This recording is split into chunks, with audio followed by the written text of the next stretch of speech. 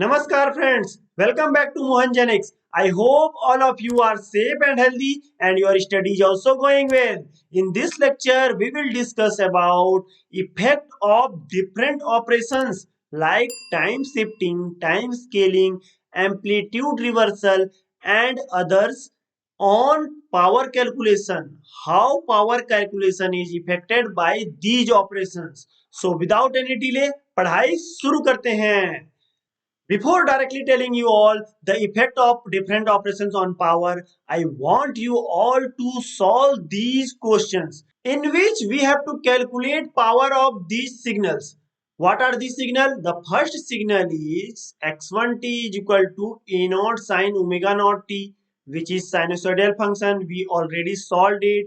I want you all to tell me what is the RMS value of this signal. Yes, friends, RMS value is equal to amplitude divided by root 2. And what is this amplitude? This is peak amplitude. Okay, so RMS value of any sinusoidal or cosine function is peak amplitude divided by root 2. So, RMS value of this signal will be A naught by root 2. We understood this. Now I want you to see the second question. The second signal is x2 t is equal to x1 t minus t naught, which will be equal to a naught. We just have to replace in place of t minus t naught. That will be a naught sine omega naught t minus t naught. Okay, now you all tell me that what will be the RMS value of this signal? RMS value of this signal will be also peak amplitude by root 2. It will not affect by these t minus t naught. So it will be a naught by root 2. And the third signal is x3t is equal to x1 2t is equal to what we have to do? Just we have to replace this t with 2t to calculate the x3t, as x3t is equal to x1 2t. That means it will be a naught sine 2 omega naught t. I am writing 2 in front of omega naught so that it will be simpler for us. And what will be RMS value of this signal? This will be also peak amplitude by root 2, that is a naught by root 2. And what are the fourth signal? Fourth signal will be minus of x1t, that means minus a naught sine omega naught t.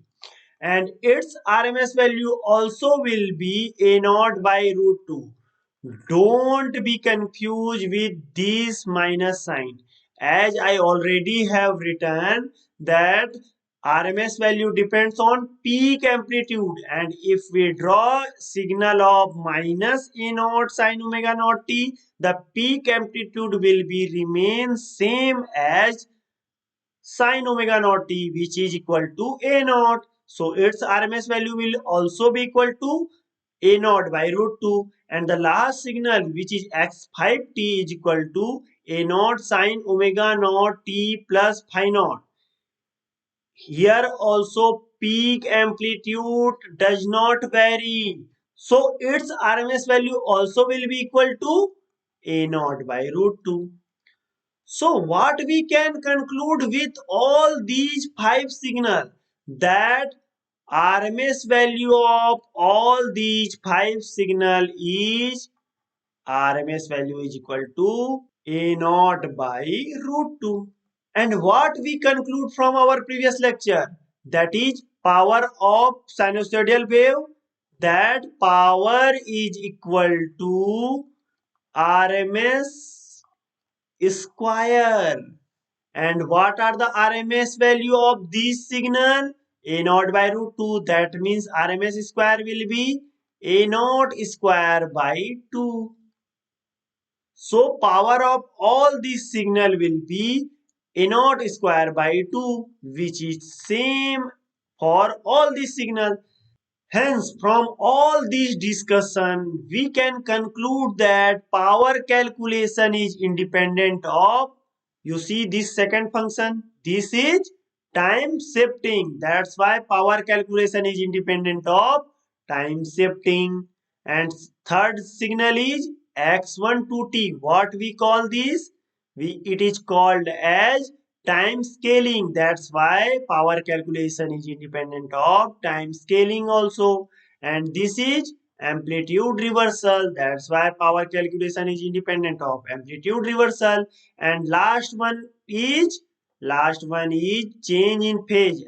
As here what we wrote, we have written phi naught. Phi naught is change in phase. We are changing phase, or also we can say that change of fundamental frequency. If we write omega naught t plus phi naught, that means here fundamental frequency will be also changed. That is fundamental frequency or time period. So power calculation will be independent of time shifting, time scaling, amplitude reversal, and change in phase or change in fundamental frequency or time period. So what will be the case for time reversal? I want all of you to solve this and write in the comment section below. Let's see who get it right. So this is the end of this lecture. I hope all of you have understood it clearly and enjoyed it. If yes, then don't forget to like this video, share with your friends, and if you have any query or feedback or suggestions, then don't forget to write in the comment section below. And to be with me, subscribe to my channel and press the bell icon so that you will get every video notification as soon as it will get uploaded. So thank you friends. Jai Hind.